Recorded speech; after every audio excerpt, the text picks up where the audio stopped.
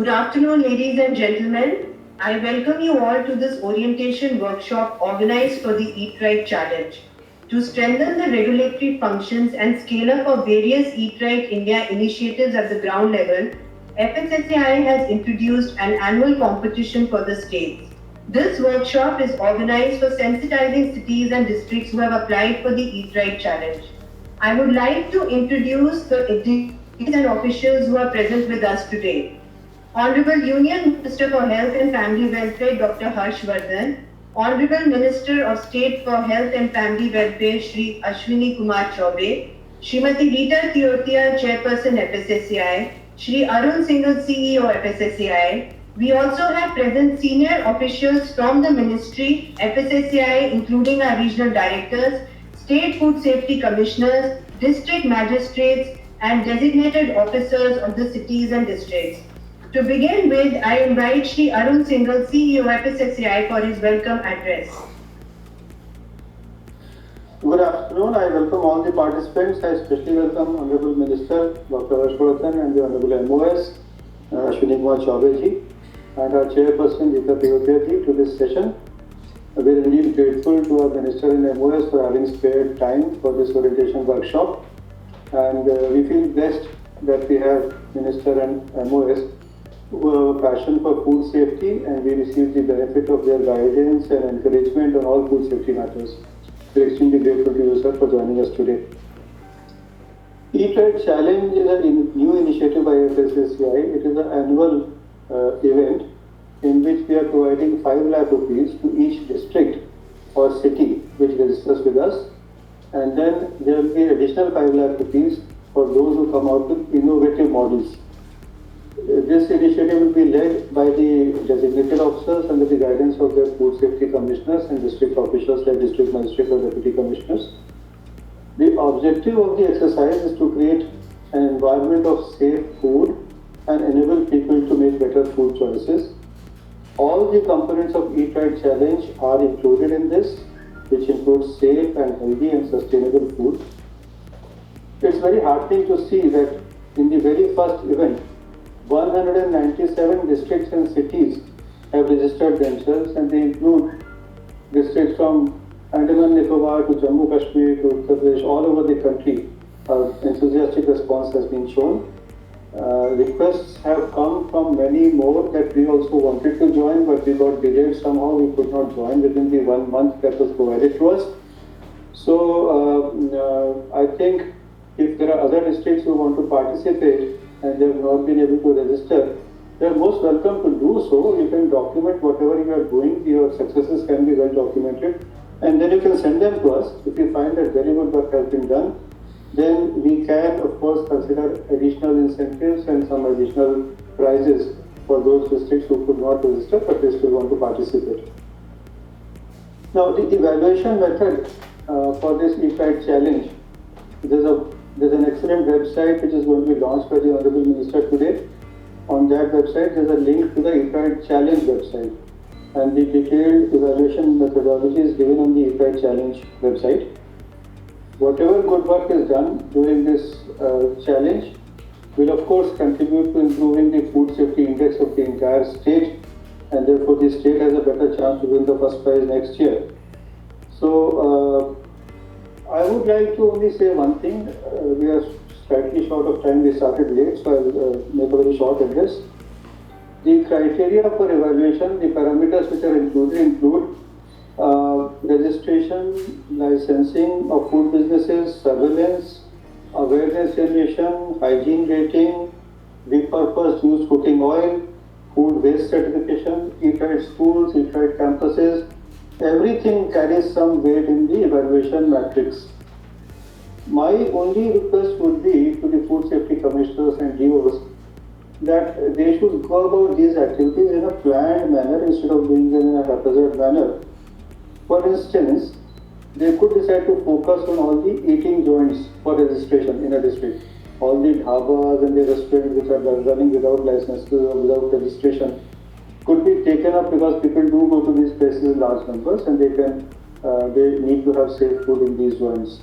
So that could be a focus area. Or for instance, when they go about doing surveillance, then popular perception, whatever doubts and feelings are there in the minds of people are very important. So if people have a feeling that milk and milk products need to be surveyed, then they should focus on these products. Or if they feel that cooking oil should सरसों का तेल मिलना चाहिए, if that is the feeling, then that should be focused upon.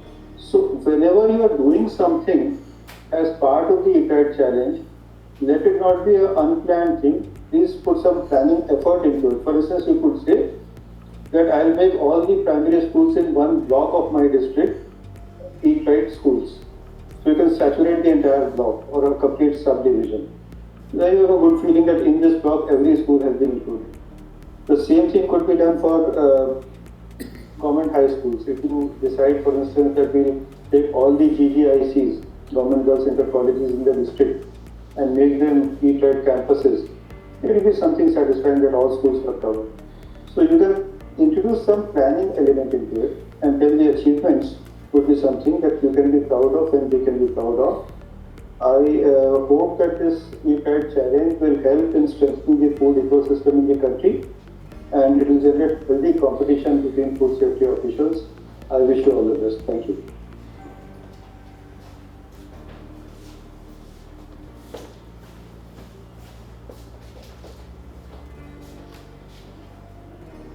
Roshi? I would now request CP ma'am to kindly give her address words, please. Honorable Dr. Harshvardhan Sahab, Minister for Health and Family Welfare, Honorable Ashwini Chaubey Sahab, our MOS for Health and Family Welfare, my colleague Mr. Arun Singhal, my colleagues in the district, cities, and here at the FSCI headquarters. First of all, I'd like to apologize for the delayed start. There was some problem with my computer and I had to change the computer. But I'm extremely sorry, sir, for this inconvenience to you. As we meet today, amidst the toll that the COVID-19 pandemic has inflicted on India and the world, in terms of the health of our people, in terms of the impact on our economy and on jobs, in fact on the entire hard-won effort of the last many years, what we at the Food Safety and Standards Authority of India want to do is to focus on solutions and one of the important ways forward. It's well known, sir, that 62% of the deaths in India are now due to non-communicable diseases such as diabetes, hypertension, cardiovascular disease, which all have a direct link to nutritional and immune status. In the same way, susceptibility to communicable diseases like TB and COVID-19 also seemed to be linked to the immunity levels. This morning I heard a very interesting interview of Dr. Dilip Mavlankar, Director of Public Health Foundation of India, Gandhinagar, regarding a literature review conducted by his institute and published very recently in the Quarterly Journal of Medicine, Oxford. This review of evidence from across the world shows that over 80% of people living in the same household as a COVID-19 patient do not contract the infection. Of course, 20% do that. So what is this pointing to? Susceptibility to disease and infection is a function of our immune system, and the overwhelming contributor to our immune system is our nutritional status. This then is the key driver of Eat Right India. It's a commitment that every Indian must have access to safe, healthy and sustainable diet. This is not something that the Food Safety Authority can do alone, and that is why this program adopts a whole-of-government approach to ensure that policy and programs across the related line ministries and departments are in synergy. Beyond the government, Eat Right has converted itself into a people's movement to ensure that every stakeholder is part of the solution. The Eat Right Challenge cities and districts will strengthen the food safety and regulatory environment, but also build awareness in FPOs towards better compliance and help consumers to make better food choices. As all the participating districts and cities will realize, the Eat Right initiative is a concrete, multi-pronged and architecturally detailed program to address a very difficult challenge. We are offering you a menu of actions under the challenge, and we hope that you will attempt as many as possible and also develop local innovations and ideas that can be shared nationally. We are delighted to have around 200 districts and cities as participants in this challenge. Your energy and enthusiasm gives us optimism that the dream of providing every citizen safe and healthy diet can be achieved and achieved early. This is a year-long challenge, and while there are prizes for winners, every single district and city participating in this challenge will be a winner and a pioneer by lifting the health and immunity of your citizens and your state, and by being an inspiration for other districts and other cities. We have tried to provide some basic funds for the first applicants, training resources, IC material, networks, and guidance in the form of the user-friendly handbook and the website which the Honorable Minister will be releasing today. I request all the participants to document the progress of work done so that your efforts are measurable and the impact can be assessed. We look forward to your participation and to some great success stories from the field. Best wishes to all of you. Thank you. Thank you so much, ma'am. We now have a short presentation regarding the Eat Right Challenge. This is a very short PPT that we will be presenting. Next, please. The challenge, which has been open for the cities and districts, recognizes their efforts in 4 primary areas: registration, licensing, surveillance and enforcement, capacity building and certification, Eat Right food environments, changing food choices. We've also given a 5th option to the cities and districts that they can come out with their own innovative activities which they can inform us, for which we will be providing with some seed funding. Next, please. The eligibility criteria was that it was open to all the cities and the districts. Next, please. And the first 150 cities and districts would be provided with funding. These steps were, there would be a preparatory phase in every district where a committee would be formed which would take forward the challenge. The second step took place from the 1st till the end of July, which was the registration. We have got 197 registrations. The next stage is the implementation phase. This orientation workshop is the beginning of the implementation phase, where now the districts and cities which have registered with us will have to fill up an online application regarding the targets that they plan to achieve during the year. Subsequently, the monitoring and evaluation will be done. Next, please.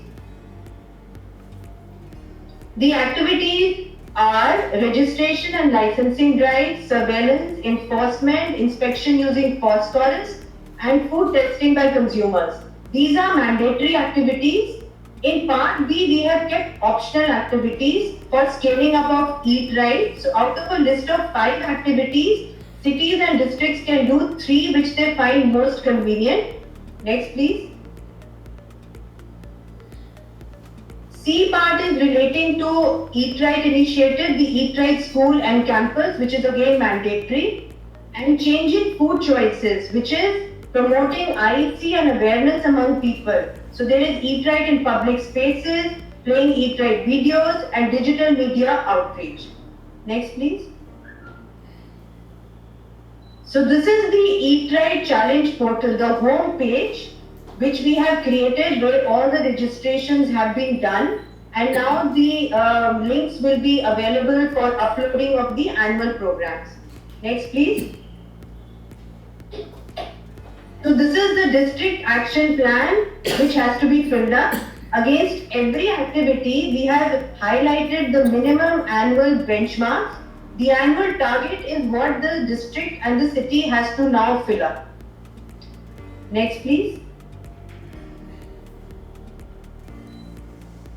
Next, please. The validation is something that is still awaited. Out of the 197 districts and cities, we have got the validation of the bank accounts and the details of the district officers from 77 districts. So we are awaiting the others. I would request the food safety commissioners to kindly hasten the process of validation. Next, please.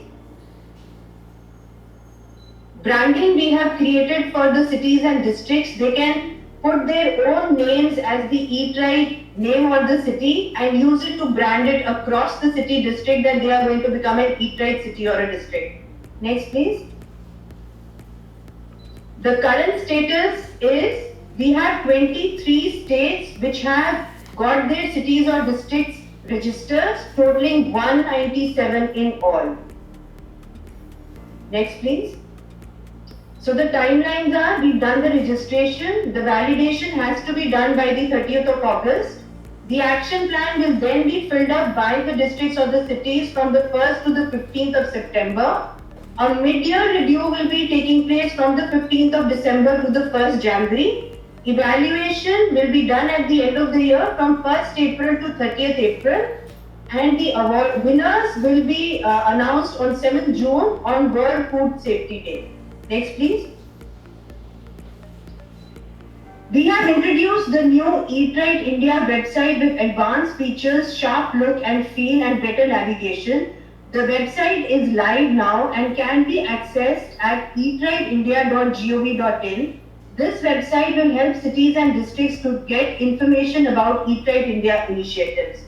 Honorable Ministers, I am honored to show this website before you. Next, please. I would now request the Honorable Union Minister, Dr. Harsh Vardhan, to kindly release the Eat Right India Handbook.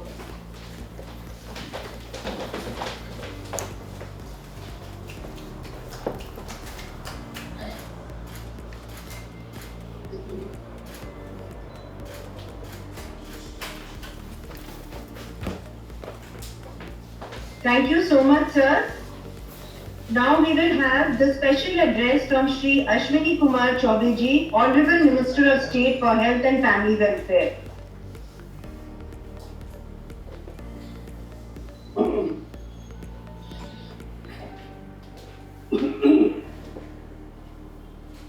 आज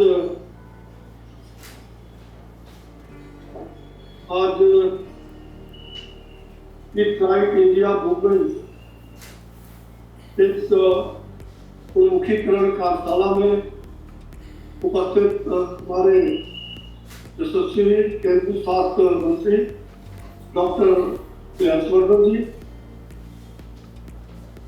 इस FSSAI के अध्यक्ष श्रीमती रीता क्यूटेटिया जी और श्री अरुण सिंघल जी, कई सभी राज्यों के खाद्य सुरक्षा आयुक्त एवं अन्य सभी पदाधिकारीगण, रेडियो एवं सज्जनों, मुझे खुशी है कि आज ईट राइट इंडिया मूवमेंट के तहत स्वास्थ्य एवं परिवार कल्याण मंत्रालय के तत्वावधान में FSSAI द्वारा शुरू किए गए यह कार्यक्रम लोगों को सुरक्षित एवं स्वास्थ्यप्रद आहार के बारे में जागरूकता उत्पन्न करने की दिशा में कीर्तिमान स्थापित किया है। इसमें कहीं दो मत नहीं, 3 प्रमुख स्तंभ निर्मित हुए हैं। इसके लिए सुरक्षित भोजन, ईटिंग सेफ और स्वास्थ्यवर्धक भोजन, ईटिंग हेल्दी और सतत भोजन, ईटिंग सस्टेनेबल। ईट इंडिया राइट लोगों का एक आंदोलन है और इसके द्वारा उपभोक्ता सशक्तिकरण के साथ साथ विनियामक और क्षमता निर्माण के उपायों का मिलाकर एक समग्र दृष्टिकोण अपनाई गई है। इसके अभियान में हमने देखा है कि लगातार पिछले वर्षों में काफी देश भर में इसको काफी उत्साह वर्धन हुआ। हमने अपने पारंपरिक मौसमी और स्थानीय व्यंजन को लगभग भुला दिया। हमारे ये व्यंजन पौधों पर आधारित ही नहीं बल्कि जगह जगह जंगलों में हो, खेत खलिहानों में हो, इस प्रकार के व्यंजन होने के साथ साथ भरपूर रेशे युक्त पारंपरिक व्यंजन थे। इन्हें छोड़कर हमने अत्यधिक परिष्कृत स्टार्च, शर्करा, वसा, नमक युक्त खाद्य पदार्थों और परिष्कृत स्टार्च, प्रसंस्कृत खाद्य पदार्थ, मांस और अन्य ऐसे उत्पादों जो पशुओं से प्राप्त होते हैं उसको अपना लिया है। घर में भी भोजन तैयार करने के लिए हम समय नहीं निकाल पाते हैं कभी कभी, लेकिन हम ये ऐसा देखते हैं बहुत सारे लोग, परिवार के लोग, विशेषकर शहरी क्षेत्रों में सुपरमार्केट हो, फास्ट फूड हो या जलपान गृहों में या स्ट्रीट फूड आदि पर हमारा भरोसा कुछ ज्यादा ही बढ़ता जा रहा है। हम अपनी दादी माँ के उसके द्वारा जो सिद्ध नुस्खे थे, पारंपरिक आयुर्वेद और खान पान के सही तरीकों को थोड़ा भूल गए हैं। डिब्बा बंद फ्रिज में बंद भोजन भारत की संस्कृति का अंग नहीं। हमारी संस्कृति में कहा गया है पिता भूखा मृत भूखा ऋत भूखा, यानी अपने हित के अनुसार से, स्वास्थ्य के अनुसार और ऋतु के अनुसार भोजन करना और कम खाना। हजारों साल से जो परंपरा रही है, आज संस्कृति की वह चली आ रही परंपरा हमारे प्राचीन वेद ग्रंथों और उपनिषदों में भी देखे जा सकते हैं।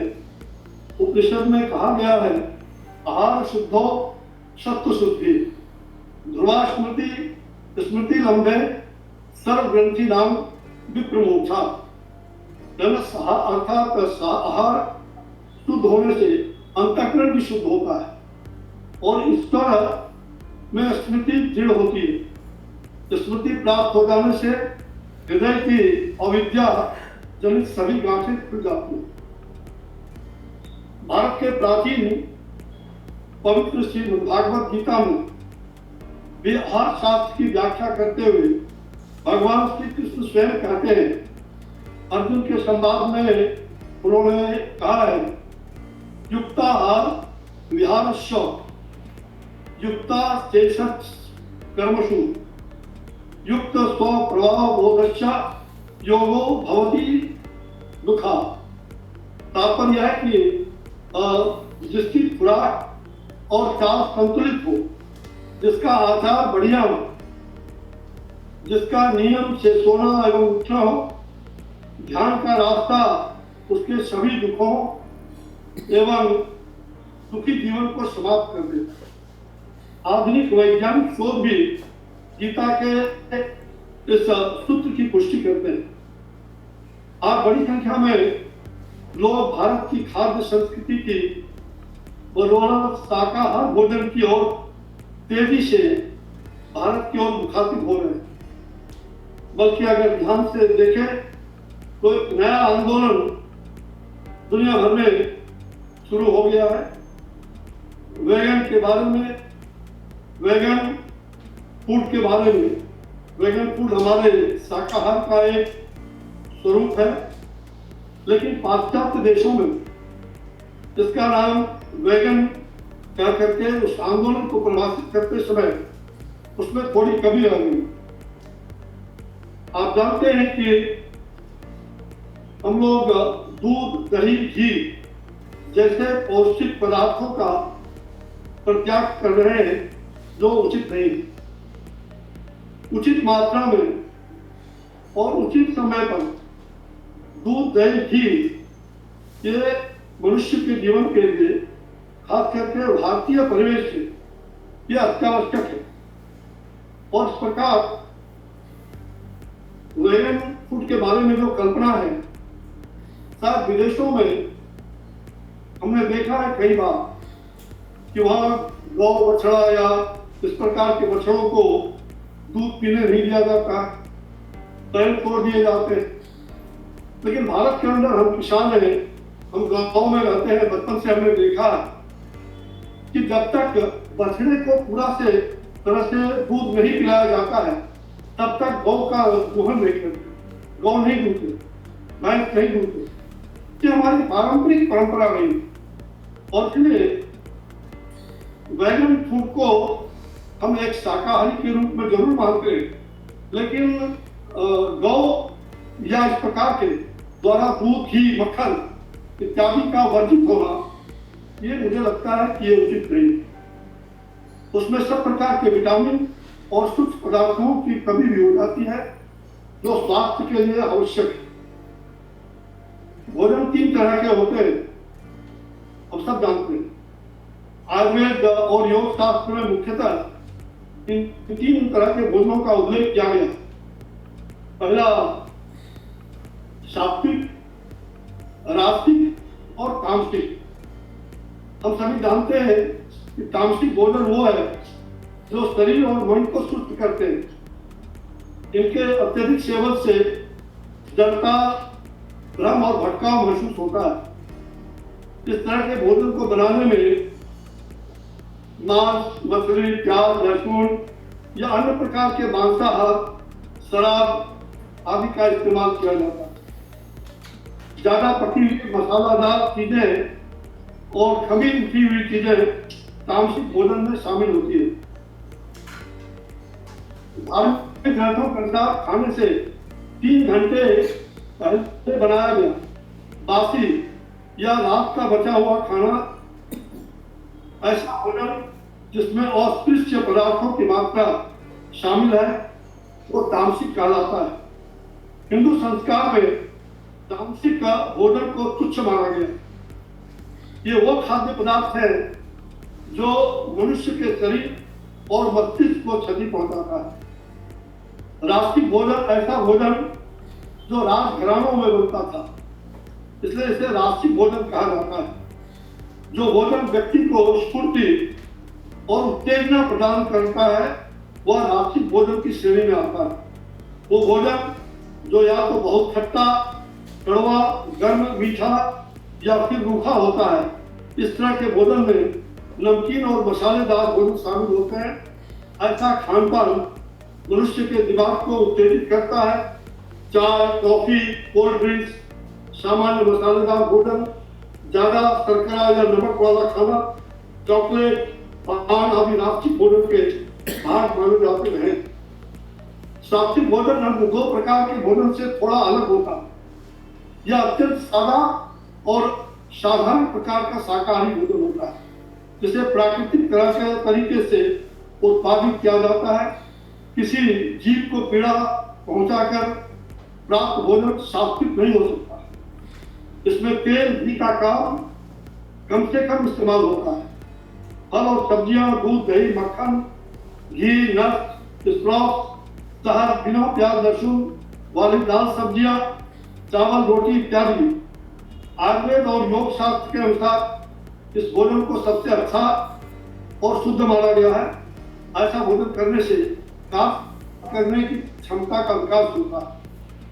हमारे ऋषि मुनियों ने आज के समय में बड़ी संख्या में ऐसे लोग हैं जिन्होंने भारत के सात्विक आहार संस्कृति एवं योग संस्कृति को अपनाकर कई बीमारियों से मुक्त होते रहे हैं और सैकड़ों वर्ष उनके जीवन काल भी दीर्घायु हुए हैं।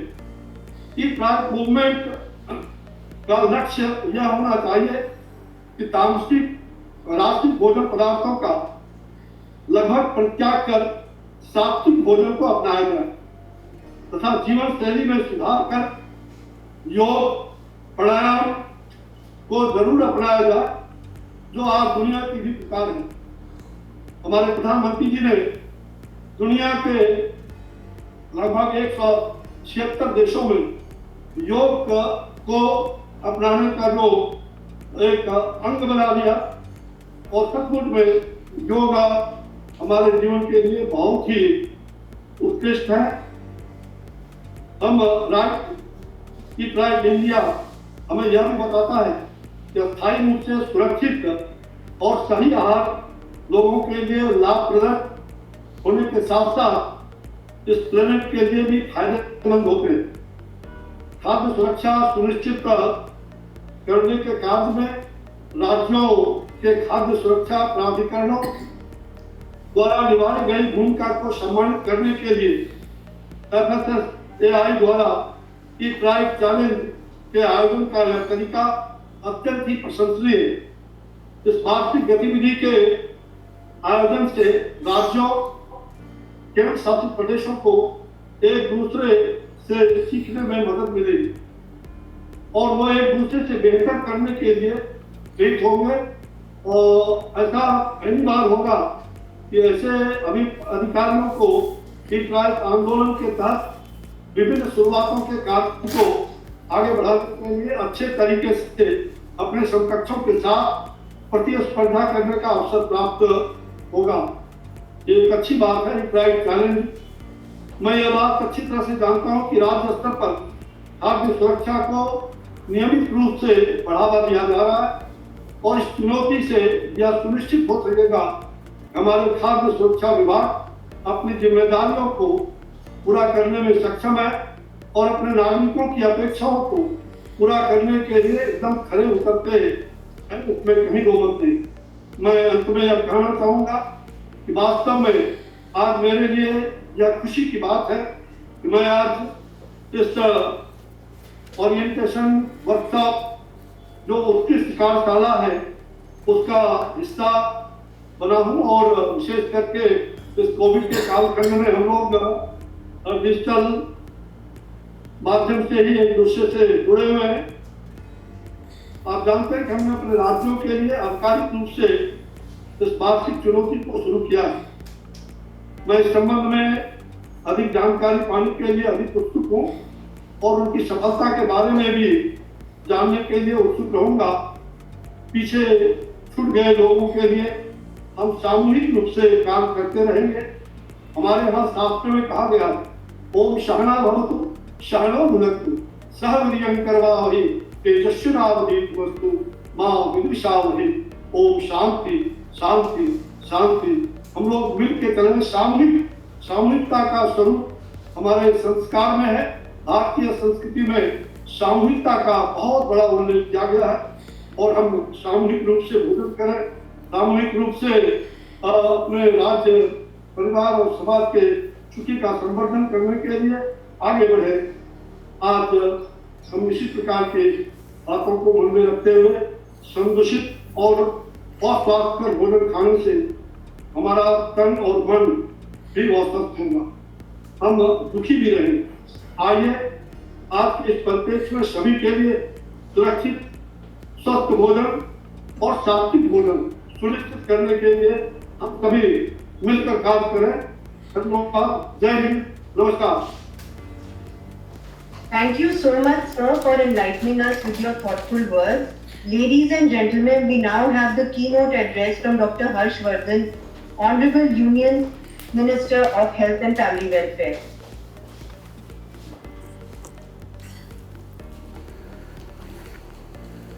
मेरे साथी स्वास्थ्य मंत्री श्री अश्विनी कुमार चौबे जी, FSSAI की चेयरपर्सन श्रीमती रीता तेवतिया जी, FSSAI के CEO श्री अरुण सिंघल जी, यहाँ आज के इस कार्यक्रम में जुड़े हुए सभी FSSAI के वरिष्ठ अधिकारीगण, सभी वहाँ के कंसल्टेंट्स, सारे देश भर से जुड़े स्टेट के, डिस्ट्रिक्ट्स के हमारे सभी फूड कमिश्नर्स इस विषय के साथ जुड़े हुए सभी जो डिस्ट्रिक्ट्स और शहर आज की इस ओरिएंटेशन वर्कशॉप में जुड़े हैं, उनके सभी जो नोडल ऑफिसर्स चुने गए हैं, बहुत सारे मीडिया के साथी इस कार्यक्रम में जुड़े हैं और ईट राइट इंडिया के साथ, इस मूवमेंट के साथ प्रेम करने वाले बहुत सारी स्वयंसेवी संस्थाएं आज के इस कार्यक्रम के साथ जुड़ी हैं। मैं हृदय की गहराइयों से आप सबको बहुत बहुत धन्यवाद करना चाहता हूं, अभिनंदन करना चाहता हूं। मुझे बहुत आनंद की अनुभूति हो रही है आज के इस कार्यक्रम में भाग लेकर। पिछले लगभग 1 साल से ऊपर के समय में FSSAI के साथ मिलकर हम लोगों ने बहुत सारे कार्यक्रम आयोजित किए हैं। रीता तेवतिया जी और उनके साथ पूर्व के CEO पवन अग्रवाल जी के साथ मिलकर, चाहे वो ईट राइट इंडिया मेला हो, चाहे वो ईट राइट इंडिया के लिए तरह तरह के, कभी कोई ईट राइट कैंपस, कभी कोई ईट राइट स्कूल, यहाँ तक कि देश भर के शेफ्स, बावर्ची, बड़े से बड़े 5 स्टार होटल से लेकर और छोटे छोटे स्थानों के लोगों को भी हज़ारों की तादाद में इकट्ठा करके उनके वर्कशॉप, और खाली यही नहीं, सारे साउथ ईस्ट एशिया के सभी स्वास्थ्य मंत्रियों की और विश्व स्वास्थ्य संगठन की रीजनल डायरेक्टर की उपस्थिति में भी ईट राइट इंडिया के बहुत महत्वपूर्ण कार्यक्रमों को हम लोगों ने लॉन्च किया है पिछले समय में। सभी संबंधित पक्षों को जोड़कर इसको एक जन आंदोलन बनाने की दिशा में ले जाने का हम सब लोगों ने मिलकर प्रयास किया है। बहुत उत्साह के साथ लोगों ने भाग लिया है। मैंने व्यक्तिगत तौर पर भी लगभग कई महीनों तक हर रोज़ ईट राइट इंडिया के संदर्भ में लोगों को ईट राइट के लिए प्रेरित करने के लिए बराबर FSSAI के साथ मिलकर इस विषय के ऊपर ट्वीट किए हैं। अभी हमने सात्विक भोजन और उसके महत्व के संदर्भ में अपने साथी अश्विनी चौबे जी का बहुत प्रेरक भाषण सुना है। मैं उन सब बातों को नहीं दोहराऊंगा। हम सब जानते हैं कि हम सबके जीवन में और विशेषकर हमारे स्वास्थ्य के लिए भोजन का कितना बड़ा महत्व है। भोजन वास्तव में कोई भूख मिटाने के लिए खाली नहीं होता है। भोजन हमारे जो टेस्ट है उसकी तृप्ति के लिए भी नहीं होता है, लेकिन ये संदेश सारे देश के अंदर हमको जन जन तक पहुंचाना है कि भोजन हमारे स्वास्थ्य की रक्षा के लिए है, हमारे स्वास्थ्य को और सुदृढ़ करने के लिए है, हमारे शरीर के नरिशमेंट के लिए है। हम सब अगर अपने बचपन को याद करें तो शायद पहली दूसरी क्लास की किताबों में भी एक संतुलित भोजन के संदर्भ में तस्वीरों के साथ हमारे को पढ़ाया जाता था, उसके महत्व के बारे में बताया जाता था। और इसलिए ये जो आज वर्कशॉप हो रही है और एक जो इतना बड़ा कंपटीशन देश भर में लॉन्च किया गया है, ये वास्तव में कंपटीशन के साथ साथ इसको जन आंदोलन बनाने के लिए कौन कौन से नए नए इनोवेटिव तरीके सारे देश में, क्योंकि हमारे पास इतना बड़ा इंटेलेक्ट है देश के अंदर, एक से एक योग्य हमारे पास ऑफिसर्स हैं, एक से एक समर्पित NGOs हैं, एक से एक हमारे पास विद्वान हैं जिनको इस फील्ड की बहुत सारी जानकारियां हैं, नॉलेज है, और हमारे पास बहुत सारे अभियानों को सफल बनाने के बहुत सारे अनुभव हैं। और आज के युग में ये बिल्कुल स्पष्ट हो गया है कि सबसे इम्पोर्टेंट इनोवेशन का कोफिशिएंट है, और इकोनॉमी में भी सबसे इम्पोर्टेंट आइडियाज़ की इकोनॉमी है। पिछले समय में जितने भी ईट राइट इंडिया के संदर्भ में कार्यक्रमों को मैंने देखा कि सबके अंदर कोई ना कोई एक नया विचार होता था, नया आइडिया होता था, नया तरीका होता था, और उसके कारण उस नए तरीके से जुड़कर अट्रैक्ट होकर बहुत सारे नए लोग, नई संस्थाएं नए प्रकार से इस अभियान के साथ जुड़ती थी। और आज इस बात की खुशी है कि इस चैलेंज राउंड के अंदर जो एक अभी कंपटीशन के रूप में सारे देश के सामने प्रस्तुत किया गया, और उसमें 197 डिस्ट्रिक्ट और शहर मिलकर उसके अंदर जुड़ गए। और जैसा बताया गया कि कश्मीर से लेकर अंडमान निकोबार तक और दूर नॉर्थ ईस्ट तक भी बहुत सारे डिस्ट्रिक्ट्स और शहर इस कार्यक्रम के अंदर जुड़े हैं। एक डॉक्टर होने के नाते मैं इस बात को महसूस करता हूँ कि अगर व्यक्ति अपने जीवन के अंदर ठीक प्रकार से अपने भोजन के ऊपर ध्यान दे और ठीक प्रकार से अपनी जीवन में फिजिकल एक्टिविटीज़ का समावेश कर ले, तो बहुत सारी बीमारियों से वो अपने आप को बड़ी मात्रा के अंदर सुरक्षित रख सकता है। अभी रीता जी ने जब अपना वक्तव्य दिया तो उन्होंने ठीक स्मरण हमको कराया कि हमारे देश में आज 61.8% यानी लगभग 62% जो है जो डेथ्स होती हैं, उनको कहीं ना कहीं हम प्रत्यक्ष या अप्रत्यक्ष रूप से जोड़ के देख सकते हैं कि उनका संबंध हमारे डाइट के कारण होने वाली या अपर्याप्त मात्रा में या ठीक प्रकार की डाइट ना लेने के कारण जो नॉन कम्युनिकेबल डिजीज़ होती हैं, और उसमें भी खासकर डायबिटीज़, हाइपरटेंशन और दिल से जुड़े हुए रोग, अब ये 61-62% की संख्या कोई कम संख्या नहीं है।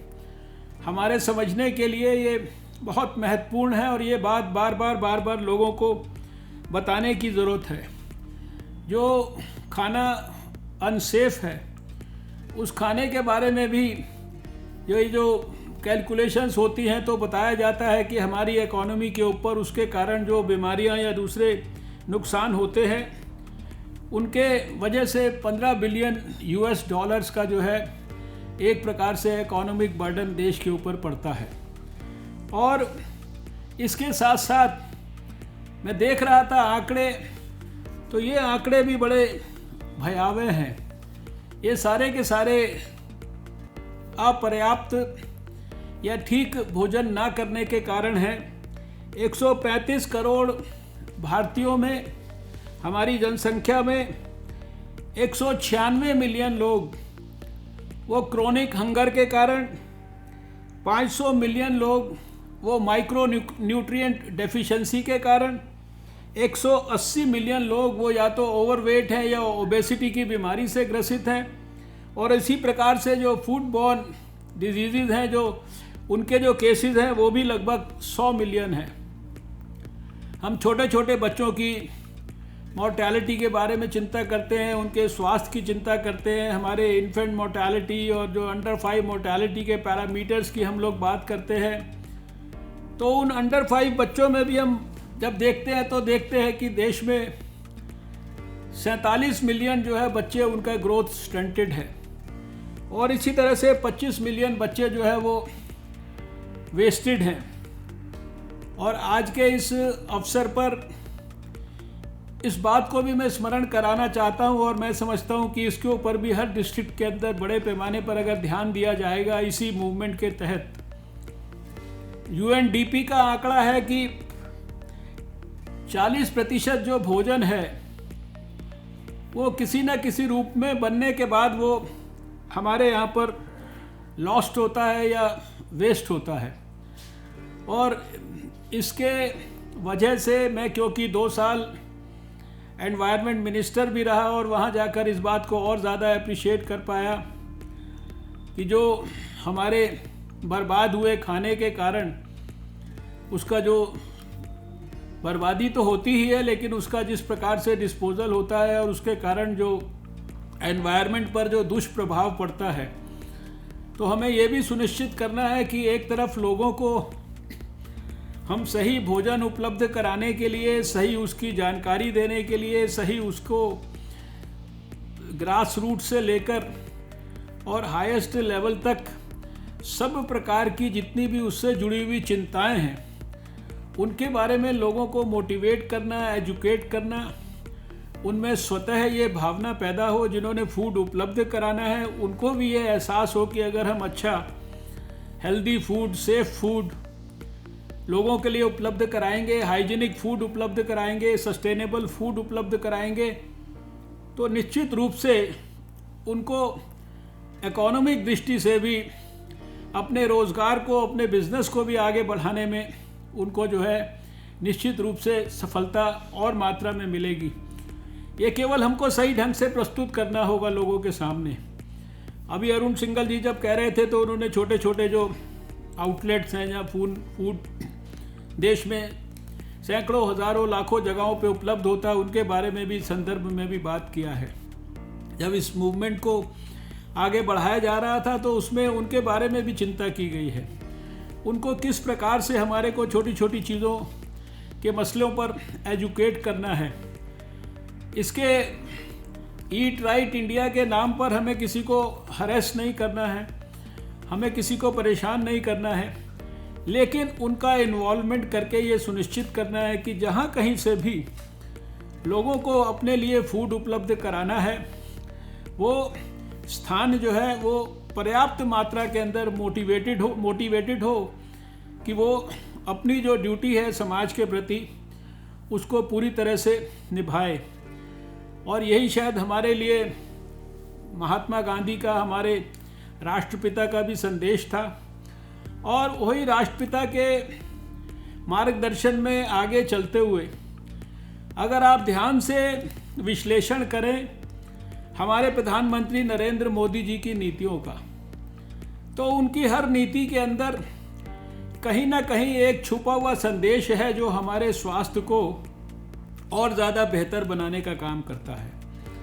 2 अक्टूबर 2014 को उन्होंने स्वच्छ भारत लॉन्च किया था और मैं ये समझता हूँ कि स्वच्छता का जितना बड़ा लाभ, करोड़ों देश में टॉयलेट्स को बनाने का जितना बड़ा लाभ हमारे स्वास्थ्य मंत्रालय को और देश के स्वास्थ्य को हुआ होगा, उतना शायद किसी दूसरी चीज़ को नहीं मिला होगा।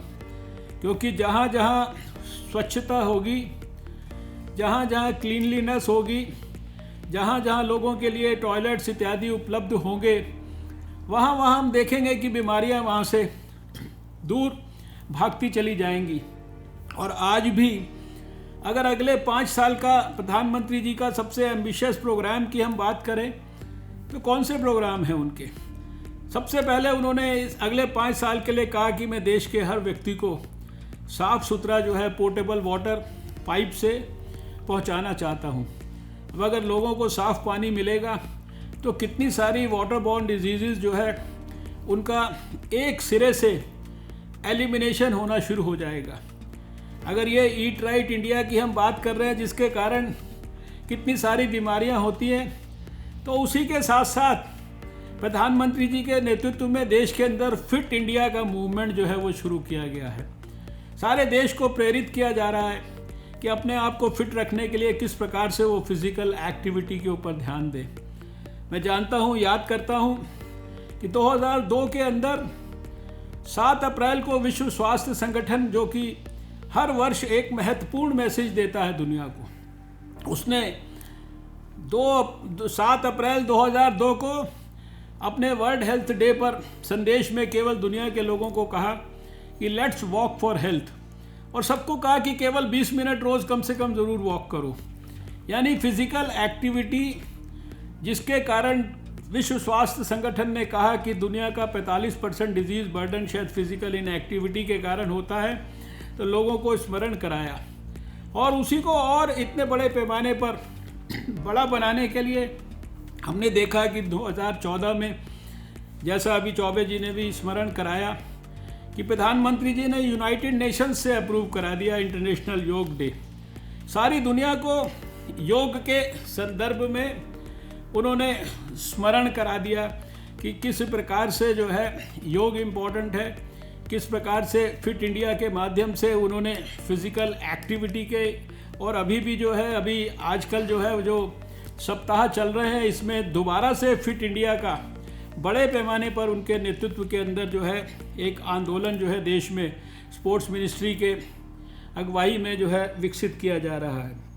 आप अगर उनकी दूसरी जितनी भी नीतियां पिछले दिनों में रही हैं उनका विश्लेषण कर लीजिए, तो गैस का सिलेंडर जब गरीब महिलाओं को उपलब्ध कराया तो उसके पीछे क्या सोच थी, उसके कारण कितनी सारी हमारी बहनों को जो लंग की बीमारियां होती थी, लंग के कैंसर होते थे, लंग की रेस्पिरेटरी इलनेसेस होती थी, उनसे किस प्रकार से उनको जो है बचने का मौका मिला है। आज अगर देश में बड़ी संख्या में, जैसा अभी मैंने कहा कि बच्चे अगर स्टंटेड हैं या बच्चों के अंदर माल न्यूट्रिशन के कारण बहुत सारी तकलीफ़ें हो रही हैं, तो देश में इतना बड़ा पोषण अभियान शुरू किया गया है प्रधानमंत्री जी के नेतृत्व में। अनीमिया मुक्त भारत जैसी जो है योजनाओं को जो है शुरू किया गया है। और हम सब जानते हैं कि जो 1.5 लाख आयुष्मान भारत में पीएमजे में जो हेल्थ एंड वेलनेस सेंटर्स बनाने की बात है, उसका सबसे बड़ा फोकस प्रिवेंशन है, पॉजिटिव हेल्थ है, प्रमोशन ऑफ हेल्थ है। और एक के बाद एक जितनी भी योजनाएं अभी शुरुआत के अंदर बात की गई कि ये जो भोजन है ये हमारी इम्यूनिटी बढ़ाने के लिए है, रीता जी ने कहा। और ठीक उन्होंने कहा कि आज कोविड से भी वही लोग ज़्यादा प्रभावित हो रहे हैं जिनका जो अपना इम्यून सिस्टम स्ट्रांग नहीं है, और जिन्होंने अपने भोजन के ऊपर ठीक से ध्यान नहीं दिया, उनका निश्चित रूप से जो है बॉडी के अंदर बहुत सारी डेफिशिएंसीज हैं जो कि उनके इम्यून सिस्टम को कमज़ोर कर रही हैं। और यही बात हमारी जो टीबी के एलिमिनेशन के प्रोग्राम के ऊपर भी लागू होती है कि टीबी का बैसिलाई तो किसी के शरीर में भी घुस सकता है, लेकिन वो प्रभावित केवल उसी को करता है बीमारी से जिसके शरीर के अंदर रेजिस्टेंस की कमी है। सारे प्रोग्राम प्रधानमंत्री नरेंद्र मोदी जी के डिजिटल इंडिया से लेकर और अब जो नेशनल डिजिटल हेल्थ का प्रोग्राम भी शुरू हो रहा है, इन सब के पीछे एक छुपा हुआ संदेश है जिसको मैं कम से कम स्वास्थ्य मंत्री के रूप में उसको समझ पा रहा हूँ, अप्रिशिएट कर पा रहा हूँ, और चाहता हूँ कि आप सब भी उसको अप्रिशिएट करें। इन प्रोग्रामों को भी हम जब आगे बढ़ाते हैं तो उसके अंदर बोनस के रूप में हमको देश की जो स्वास्थ्य व्यवस्था है उसके अंदर बेहतरी जो है उसका इजाफा होता है।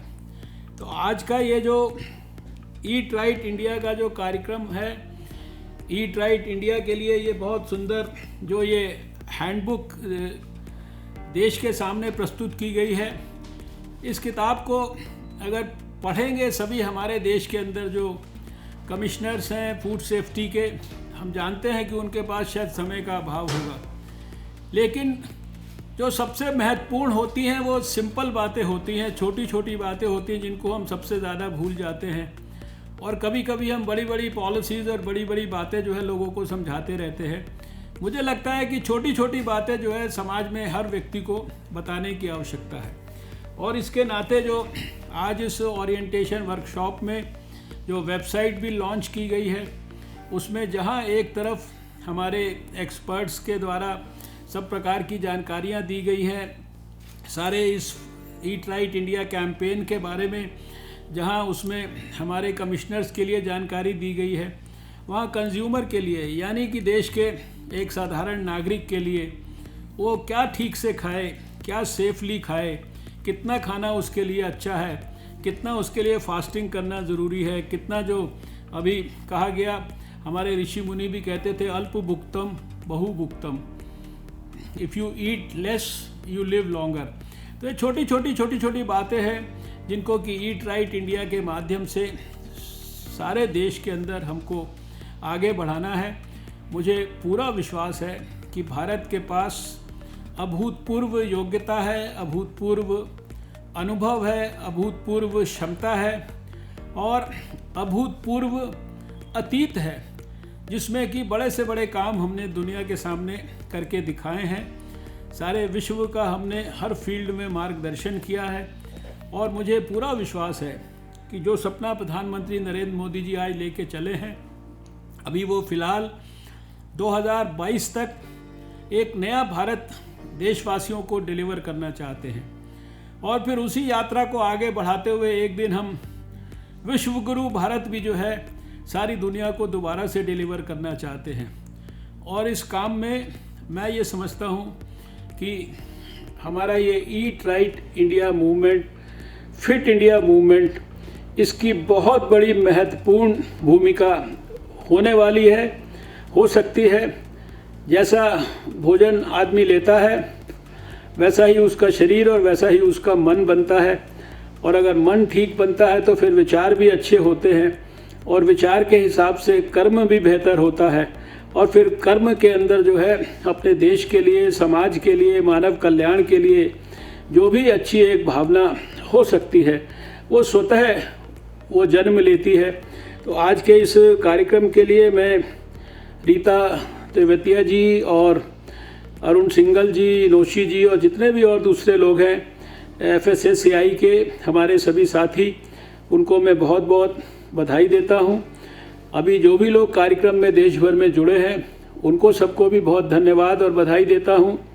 और सभी देश के हमारे फूड कमिश्नर से मैं कहना चाहता हूं कि इस विषय को बड़ा आंदोलन बनाने के लिए नए नए आइडियाज़ विकसित करिए, उसके लिए नई नई तरीके से ब्रेनस्टॉर्मिंग करिए, अच्छे अच्छे आइडियाज़ को पिकअप करके उनको इम्प्लीमेंट करिए, और जो कुछ आप करें वो हमारे पास भी वापस भेजिए। जैसा कि इस कार्यक्रम में कुछ ये मैं समझता हूँ बड़े सिंबॉलिक इंसेंटिव्स हैं। कोई पैसा 5 लाख रुपए देकर हम ये नहीं समझते कि कोई हमने आपके ऊपर कोई बहुत बड़ा कोई एहसान किया है, लेकिन हम ये सोचते हैं कि ऐसे जो उत्कृष्ट कार्य हो रहे हैं, उत्कृष्ट भावना है, उसको चाहे सांकेतिक रूप में ही प्रेरित किया जा सके, उसको निश्चित रूप से प्रेरित किया जाना चाहिए। उसके उदाहरण जो है दूसरों के सामने प्रस्तुत किए जाने चाहिए। मुझे पूरा विश्वास है कि अगले 1 साल में ये सारे देश के अंदर ये जो 197 डिस्ट्रिक्ट्स और सिटीज़ के द्वारा काम किया जाएगा, उसका बहुत बड़ा जो है स्वरूप सारे देश को महसूस होगा, और सारा देश फिर आने वाले वर्षों में इसको और बड़े आंदोलन की तरफ लेकर अग्रसर होगा। इन्हीं शब्दों के साथ मैं पुनः आप सबके उत्तम स्वास्थ्य की कामना करता हूँ। याद रहे कि हमें साफ सुथरा भोजन करना है। We have to eat right, we have to eat safe, we have to eat sustainable, and we have to also eat less. Thank you. Thank you so much, sir, for your encouragement and guidance. I would now invite Shri Rajiv Jain, Executive Director, FSSAI, for the vote of thanks and closure of today's event. On behalf of FSSAI, I would like to express my deepest gratitude to all our participants and speakers for sparing their valuable time for this orientation workshop on Eat Right Challenge. First and foremost, our sincere thanks to Dr. Harshvardhan Ji, Honorable Minister for Health and Family Welfare, and Shri Ashwini Kumar Chaubey Ji, Honorable Minister of State for Health and Family Welfare, for sparing their valuable time and enlightening us with their thoughtful words on this occasion. Sirs, we are indebted to you for your support for the Eat Right India movement since its inception.